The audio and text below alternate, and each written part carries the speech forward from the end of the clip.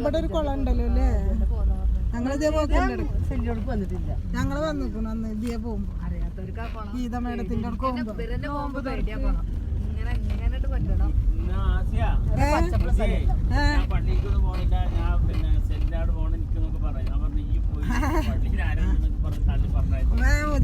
അല്ല ഇവര് പറഞ്ഞ എന്താന്നാ അതൊക്കെ കൊടുത്തിട്ട് ഞാൻ വരണ്ട് പറഞ്ഞു എന്നോട്.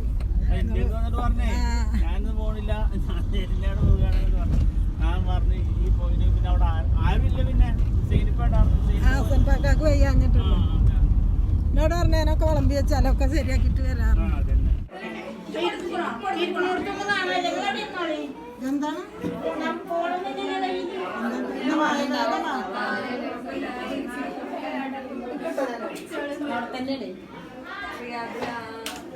അവിടെ ഇരുന്നോളി, അവിടെ